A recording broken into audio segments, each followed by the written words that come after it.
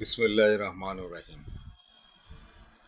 প্রিয় দর্শক, আজকে বেশ কয়েকদিন ধরে ভাবছিলাম যে আমার জীবন নিয়ে কিছু কথা বলা। এই জীবনের সঙ্গে আমার চলচ্চিত্রের বিষয়টি আসবে, নিরাপদ সড়কচার বিষয়টি আসবে, এবং এই নিরাপদ সড়কচার করতে গিয়ে কি কখন কোন গভর্নমেন্টের সঙ্গে কাদের সঙ্গে কি হয়েছে সে সমস্ত জিনিসগুলো টোটালটাই বলার চেষ্টা করব। এটা অনেকটা একটু বায়োগ্রাফির মতোই আমি বলবো।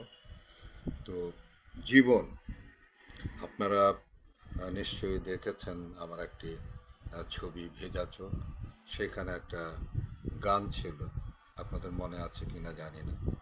জীবনের গল্প আছে বাকি অল্প, যা কিছু দেখার নাও দেখে নাও, যা কিছু জানার নাও জেনে নাও, পাবে না সময় আর হয়তো। তো জীবন, আসলে যে জীবনটি আমরা নিয়ে পৃথিবীতে এসেছি, সেই জীবনের প্রতি আমাদের কতটুকু কর্তৃত্ব আছে এটা আমরা দেখেছি কিনা জানি না। আপনার আমার এই যে জীবন দুনিয়াতে আসা, এর মধ্যে আপনার আর আমার কি করণীয় ছিল? যাই হোক, আমি আমার আসল নাম মোহাম্মদ ইদ্রিস, এবং আমার বাবা আব্দুল আলী, আমার মা শরীফা খাতুন। আমার দেশের বাড়ি কিশোরগঞ্জ, করিমগঞ্জ থানার ঠিক পিছনেই আশুতিয়াপাড়া গ্রাম, সেখানে আমার জন্ম। এই যে জন্ম, এই জন্মটা কিন্তু আমার ইচ্ছায় কিন্তু না। আপনারাও যে জন্ম নিয়েছেন, আপনারাও কিন্তু আপনাদের ইচ্ছায় জন্ম নেন। আমি কোরআন যেহেতু পড়ি, কোরআনের মধ্যে সৃষ্টিকর্তা বলেছেন, আমি এটা নিয়ে অনেক সময় ভাবি, বলেছেন যে আমি আদমকে সৃষ্টি করেছি, তারপর সমস্ত রুহগুলোকে আদমের পিঠ থেকে আমি বের করেছি, এবং সবাই তখন লাইন দিয়ে আমার সামনে দাঁড়িয়েছে। আমি তাদেরকে জিজ্ঞাসা করেছি, বলো, আমি কি তোমাদের প্রভু নই? তো সমস্ত রুহুই নাকি জবাব দিয়েছিল যে হ্যাঁ, আপনি একমাত্র আমাদের প্রভু, আমরাই আপনার বান্দা। এটা আমি অনেক ভাবি, জানেন, কারণ হলো কি, এর জন্য ভাবি যে এই কথাগুলো আমরা প্রত্যেকে বলে আসছি, কিন্তু এগুলো মনে করার তো কোনো সামর্থ্য আমাদের নাই।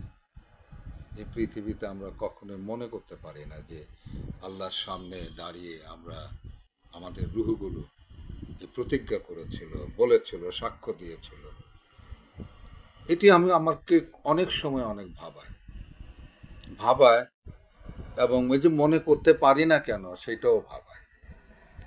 কিন্তু তারপরেও কিন্তু সৃষ্টিকর্তাকে বিশ্বাস করি, তার বাণী কোরআনকে বিশ্বাস করি, যার জন্যই বিশ্বাস করি যে হ্যাঁ, আমি তার সামনে, আমরা সবাই তার সামনে, যে ধর্মেরই হোক না কেন, সকল রূপ সৃষ্টিকর্তার সামনে স্বীকার করে আসছে, সাক্ষ্য দিয়ে আসছে। তো আমি সেই মোহাম্মদ ইদ্রিস। আমার জন্ম আশুতিয়াপাড়া গ্রামে। আমার বাবা মা যে আব্দুল আলী হবেন, শরীফা খাতুন আমার মা হবেন, এই জায়গায় আমার কিন্তু কোনো কিছুই করণীয় ছিল না।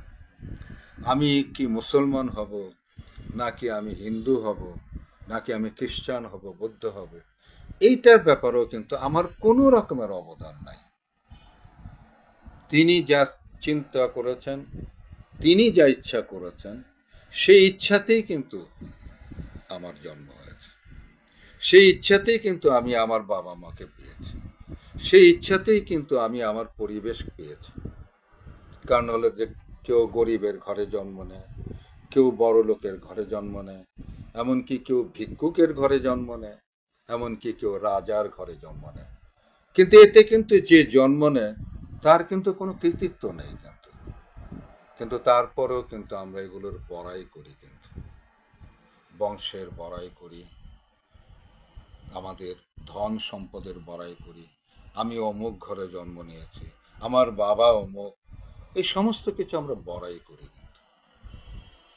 কিন্তু আসলে এই যে বড়াই আমরা করি, এটা এর মধ্যে আপনার আমার কতটুকু আমাদের কি কোনো রকমের মধ্যে কোনো কর্ম আছে? আমরা নিজেরা কি এটি করেছি? এটি তার ইচ্ছা হয়েছে। তো যাই হোক, সেই সৃষ্টিকর্তা আমাকে ওই গ্রামে একটা কৃষক পরিবারে, এবং আমার বাবা মা খুব বড় লোকও ছিলেন না, কষ্ট করতে হয়েছে। আমি ছোটবেলায় আমি কষ্ট কি জিনিস সেটা আমি দেখেছি। তারপরেও আমি সৃষ্টিকর্তাকে ধন্যবাদ জ্ঞাপন করি যে এই যে আমার করার কিছু ছিল না, সেই জায়গায় আমাকে উনি মুসলমানের ঘরে আমাকে জন্ম দিয়েছেন। অন্য ধর্মে যদি জন্ম নিতাম, সেটা যে কত কষ্ট হইতো, হেদায়েতের জায়গায় আসতে পারতাম কিনা জানি না। যারা অন্য ধর্মে জন্ম নিয়ে যারা এই হেদায়েতের জায়গায় আসবেন, তাদেরকে আল্লাহ তাআলা নিজ হাতে নিজের দয়ায় তাদেরকে নিয়ে আসেন, এবং তারাও কিন্তু অনেক ভাগ্যবান, কারণ তাদের পিছনের সমস্ত গুণাগুলো মাফ হয়ে যায়। তো আমি ওই আশুতিয়াপাড়া গ্রামে জন্ম নেওয়ার পর আমি আমার বাবার 7 ভাই এবং একটাই মাত্র বোন ছিল। তো আমি সেই পরিবারের মধ্যে আমার দাদির 7টা সন্তানের পর আমাকে কিন্তু আমার দাদি তার সন্তানের মতো মনে করত। এতটাই মনে করতো, যেটা আমি যখন আগে বাড়বো কথাগুলো তখন আপনারা বুঝতে পারবেন। তো আমাকে প্রথমেই আমার পরিবারে আসলে ওরকম লেখাপড়ারও খুব একটা বেশি যে অনেকেই জানতো তা না। এটারও পিছনে কারণ ছিল যে আমার দাদা অনেক আগে মারা যায়। খুব সম্ভবত আমার ছোট চাচার জন্মের পরই আমার দাদা মারা যায়। তো আমার দাদাকে আমি কখনো দেখিনি, কিন্তু আমি দাদিকে দেখেছি, এবং আমার দাদার গল্প আমি শুনেছি। সেটাতে আবার আমার কাছে খুব ভালো লাগতো এর জন্য যে তার একটা বীরত্বর মতো একটা ব্যাপার ছিল। সে ওই যে আমাদের দেশে বড় নৌকা হয়, যেটাতে অনেক 40-50 মন ধান টান নিয়ে এক জায়গা থেকে আরেক জায়গায় যায়, এরকম একটা নৌকায় উনি যাচ্ছিলেন আর কি। তো এই নৌকার সঙ্গে আরেকটা নৌকা টক্কর লাগতে গেছিল, তো উনি ওটাকে ঠেকাইতে গেছেন। এতটাই সাহসী ছিল যে একাই আরেকটা নৌকাকে ঠেকাতে গেছে, এবং কিন্তু ঠেকাতে পারে না। এইটা এসে তার এই জায়গাটার মধ্যে চাপ দেওয়াতে আমার দাদা মারা যায়। তো যার জন্য সন্তানদের সেভাবে উনি মানুষ করে যেতে পারেন না। তার বড় ছেলেটি মোটামুটি একটুখানি লেখাপড়া জানতো, এবং ইসলামিক জ্ঞান ছিল তার, এবং উনি মসজিদের ইমামতি করতেন। তো সেই বড় চাচা, তার ভাইরাও তাকে ভয় পেত, আর আমরা তো ভয় কি আমাদের যতটা চেষ্টা করতাম যে তাকে অ্যাভয়েড করে চলা যায় কিভাবে, এতটাই এ ছিল। তো সেই বড় চাচার দায়িত্ব হলো গিয়ে আমাদেরকে মানুষ করা। তো আমি এবং আমার এক চাচাতো ভাই, এই দুইজনকে স্কুলে পাঠানো হলো, বই টই দিল। তা আমি তো আর বুঝতে পারি না যে স্কুল কি জিনিস, এটা সুখের জায়গা নাকি এটা দুঃখের জায়গা। তো আমি ওখানে যখন গেলাম আর কি, স্কুলে পড়তে গেলাম, প্রাইমারি স্কুলে, করিমগঞ্জ প্রাইমারি স্কুলে। তো যাওয়ার পর প্রথম দিনে যেটা দেখলাম যে অন্য একটা ছেলেকে, আমাকে না, অন্য একটা ছেলেকে ওই শিক্ষক, উনি ওই যে বেঞ্চের টুকরা থাকে না, যে কাঠের টুকরা, কোনো বেঞ্চ হয়তো ভেঙে গেছে, সেটা একটা কাঠের টুকরা, ওইটা দিয়া ওই বাচ্চাকে মারছে। আমি তো এমন ভয় পেলাম, আমার ভাইটাও, আমার চাচা ভাই, সে আমার চেয়ে একটু বড়, সেও ভয় পেল। তারপরে আমরা তো দুইজনে চিন্তা করলাম যে আর তো স্কুলে যাওয়া যাবে না, ওইটা দিয়ে যদি আমাদের পিটায় তাহলে তো আমরা মরেই যাব। তো তখন পরের দিন আমরা কি করলাম, স্কুলে না গিয়ে বইটই ছিঁড়ে ফেললাম, এবং গিয়ে আপনার মটরশুঁটি ক্ষেত আছে, মটরশুঁটি কিন্তু কাঁচা অবস্থায় কিন্তু খাওয়া যায় এবং খুব মজা কিন্তু। তো সেই ক্ষেতের মধ্যে গিয়ে, নিজেদেরই খেতে গিয়ে সেখানে মটরশুঁটি খাইলাম। খাওয়ার পর তাতে তো আর পেট ভরে না, তো আস্তে আস্তে দুপুরে যখন খিদে পেয়েছে, আস্তে আস্তে বাড়ির পিছন দিক দিয়ে ওই যে আপনার টিনের চালার যে বাড়িগুলো হয় সেটার মানে ওই যে এটাকে কি যেন বলে, আমাদের দেশে বলে ধাইর বলে আর কি। তো ওইটা ধরে ধরে এরকম ভাবে মানে বাসার দিকে ঢুকছি, হঠাৎ করে বড় চাচার আগে দিয়ে ছোট চাচার সঙ্গে দেখা হয়েছে। তো ছোট চাচা মানে বুঝতে পারছে যে কোনো একটা ঘটনা ঘটছে, তো জিজ্ঞাসা করলো, কিরে কি ব্যাপার, তোরা এরকম মানে পলায় পলায় আসতেছিস, ব্যাপার কি? তো ছোট চাচাকে বিশ্বাস করে সব বললাম, এবং বললাম যে এরকম বইও তো ছিঁড়ে ফেলেছে। তো বলেছে সর্বনাশ, এমনিতেই তো মানে বড় ভাইয়ের যে অবস্থা, তার মধ্যে আবার বই ছিঁড়ে ফেলছো, তাহলে কি হবে? তো শোন, একটা কাজ কর, আমি তোর একটা বুদ্ধি শেখাই তোদেরকে। তো বলো চাচা। চাচা বললো যে বইয়ের কথা যদি জিজ্ঞাসা করে তো বলবি না যে ছেড়ে ফেলেছিস, বলবি যে যে আমাদের যে একটা বলদ আছে, বলদ কাকে বলে, সেটা হলো ষাঁড়কে আপনার ওইটা ওই ওকে ই করলে পরে এটা বলদ হয়ে যায়, মানে এক ধরনের ধরেন মুসলমানের মতো আর কি, ওর বিচি ফেলে দিতে হয়। তো তখন ওইটাকে বলদ বলে, এবং ওইটা বলদ হইলে পরে ওটা মানে ষাঁড়ের মতো গোতাগুতি করে না, এবং এটা দিয়ে হাল চাষ করতে সুবিধা হয় আর কি, ওটা একটু তেজ কমে যায়। তো বলে দিছে বলো দেখে বলতে, তো আমরা ভাবলাম যে এটা ভালো একটা বুদ্ধি দিছে। তো এই মধ্যেই আর কি ছোট চাচা চলে যাওয়ার পরেই দেখলাম যে আমার হাতটা একজনের থপ করে এরকম ধরেছে। আর এটা ধরাটা দেখে আমার যে চাচাতো ভাই ছিল, সে দৌড় সে দৌড় দিয়ে চলে গেছে, সে পলায় গেছে। আর আমাকে ধরে নিয়ে তো আমার চাচা মানে একটা মানে সে মানে প্রকাশ করছে বেশি আর কি, ভয় দেখাচ্ছে বেশি, এই ছেলেকে আমি আজকে কেটে ফেলবো, এই দরিয়ান দাওয়ান কোথায় আছে, এদেরকে বাঁধতে হবে। তো ঠিকই ঠিক ওই যে আপনার যে গ্রাম দেশে বাঁশ দিয়ে মানে কাপড় চোপড় শুকানোর জন্য একটা করা হয়, দুইটা খুঁটি দেয়, তার মাঝখানে একটা বাঁশ দেয়। তো এই খুঁটির সঙ্গে নিয়ে আমাকে দড়ি দিয়ে বাঁধলো, বাঁধার পর তারপর একটা দাও নিয়ে আসলো, এনে উল্টা দিক দিয়ে আমার গলার মধ্যে এখন মানে জব দিচ্ছে আর কি। আর আমি তো চিৎকার, বাঁচাও বাঁচাও বাঁচাও চিৎকার করছি, এই সময় আমার দাদি চটে আসছে আমাকে রক্ষা করার জন্য, ফিল্মের মতো এসে আমার দাদি, তো ওই যে বললাম না আমার দাদি, আমি ওকে হলাম গে তার কলিজা, এই বড় ছেলে আপনারা বোঝেন, তখন তার ছেলে মেয়ে হয়েছে সবকিছু, এসে দুই থাপ্পড়, তুই আমার নাতিরে মেয়েরা ফেলাইতেছ, তোর কত বড় সাহস। তো যাই হোক, দাদি আমাকে উদ্ধার করলো, উদ্ধার করার পর তারপরে বললো যে এরকম ভাবে তোমার নাতি স্কুলে যাবে না, তো ওকে কি করব, ওকে তো মানে স্কুলে না গেলে ওর জীবনটা কি হবে, ও তো লেখাপড়া তো শিখতে হবে, ওই তোর জন্য ওর জন্য তোকে চিন্তা করতে হবে, আমার নাতির এটা আল্লাহ দেখবে। গেছে, যাই হোক কয়েকদিন এরকম পার হওয়ার পর তারপরে চাচা বলতেছে যে এরকম ভাবে এইভাবে তো হবে না, তো পড়াশোনা যে কোনো একটা তো করতে হবে। তো আমাকে বললো যে তুই মাদ্রাসায় যাবি, মাদ্রাসায় পড়বি। তা আমি তো কোনোদিন জানি না মাদ্রাসা কি জিনিস, সেখানে কীরকম হয়। আমি তো মনে করলাম যে ওইটা বোধহয় স্কুলের চেয়ে বেটার জায়গা, বোধহয় আনন্দ টানন্দ আছে। তো আমি মাথায় এরকম বললাম যে হ্যাঁ যাব। তো সেখানে পাঠালো, ওইখানে আবার চাস্তো ভাই আবার যায় নাই, আমাকে ওইখানে পাঠালো। তো আমি গেলাম, যাওয়ার পর আমাকে মৌলভী সাহেব প্রথম দিনই আমাকে পড়া জিজ্ঞাসা করছে, তা আমি তো আর পারি না, আমি তো জানি না প্রথম দিন।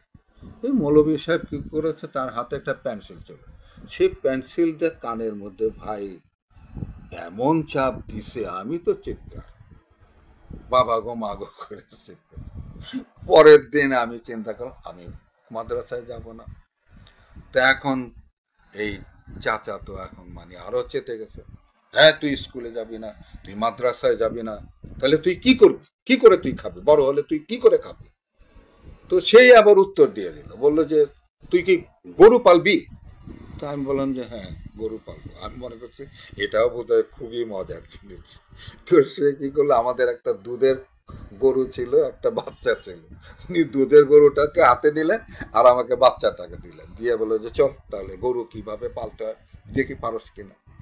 আমাকে মানে আপনার গিয়ে ওই ক্ষেতের এখানে নিয়ে গেল, মাঠে নিয়ে গেল, আর খালি গায়ে ছিল আর কি, হাফ প্যান্ট পরা ছিল, খালি গায়ে ছিল।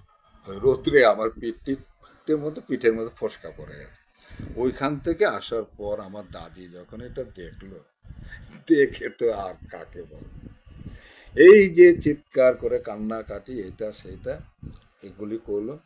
ও আরেকটা জিনিস যেটা বল, আমার দাদি যখনই তাকে তার ছেলেরা কোনো কিছু খেতে দিত, তো আমার দাদি না খালি এরকম এরকম দেখতো আমি আসি কিনা, আমার জন্য ওয়েট করতো আমাকে খাওয়াবে সে। এবং এইগুলো যখন এরকম এরকম করতো, ছেলেরা বলতো কি হলো, খাও না কেন, ও বুঝছি নাতির জন্য ওয়েট করতেছো না, নাতিরে খাওয়ানোর জন্য। তো আমার দাদি কিছু বলতো না, চুপ করে থাকতো। তো এরকম কিন্তু দাদি আমাকে খাওয়াইতো। তো তারপরে একটা পর্যায়ে শেষ পর্যন্ত দাদি আমাকে বোঝালো যে ভাই তোর তো পড়াশোনা তো করতে হবে। তো তারপরে স্কুলে আবার পাঠাইলো, স্কুলে গেলাম। তো স্কুলে যাওয়ার পর সেই আশুতিয়া পাড়া গ্রামে আমি পড়াশোনা করছি। আমি গিয়ে ক্লাস টুতে আমি পরীক্ষা দিলাম, ওয়ানে পরীক্ষা দিয়ে পাস করলাম, ক্লাস টুতে পরীক্ষা দিয়ে আমি থ্রিতে উঠব। তো আমাদেরই একটা আত্মীয়র মতো একজন শিক্ষক, সে আবার আমাদের বাড়ির পাশ দিয়েই স্কুলে যেতে হয়। তো আমার চাচা তারে জিজ্ঞাসা করলো যে ও তো পাস করছে, কিন্তু ও কি ক্লাস থ্রিতে পড়তে পারবে, এরকম কি উপযুক্ততা হয়েছে? তো মানে ওই যে একটা কথা আছে না যে বুড়িরে জিজ্ঞাসা করে ঢুল পিটাবে কিনা, তো বুড়ি তো বসেই থাকে। তো এটা জিজ্ঞাসা করাতে উনি তো মানে বাসার ভিতরে আসলো, আসার পর একটা বইসা আরাম করে বলতেছে যে হ্যাঁ মানে আরেকটা বছর যদি ক্লাসের মধ্যে রেখে দেওয়া যায়, পাশ করছে কিন্তু আরেকটা বছর যদি রেখে দেওয়া যায় তাহলে একটু পাকাপোক্ত হবে।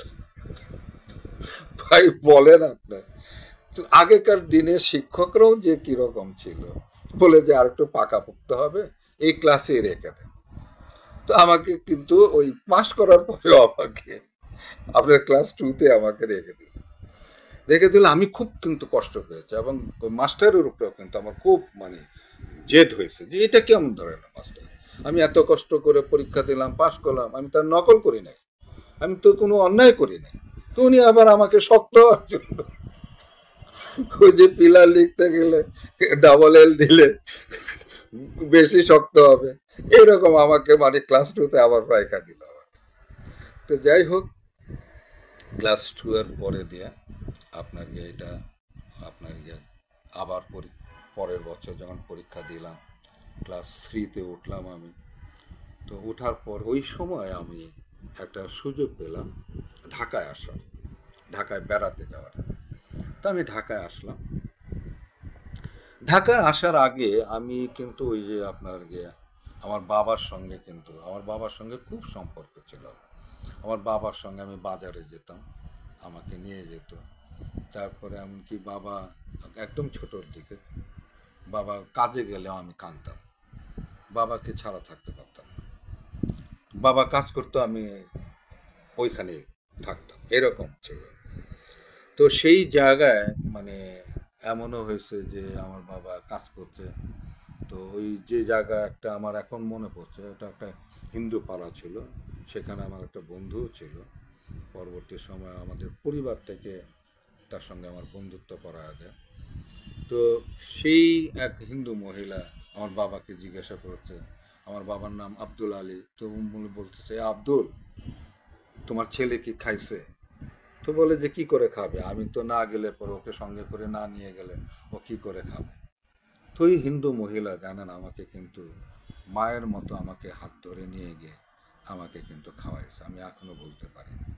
তো এর জন্য আমি এর জন্য বললাম যে আসলে আমাদের দেশ হিন্দু মুসলমান সকলেরই তো আমাদের এই দেশ, আমরা তো এইভাবেই তো থাকতে পারি তো আমরা, ধর্ম বর্ণ নির্বিশেষে আমরা তো এই দেশের মানুষ, এই দেশের মানুষ আমরা এইরকম ভাবে যদি আমরা থাকি, অসুবিধা কি আছে?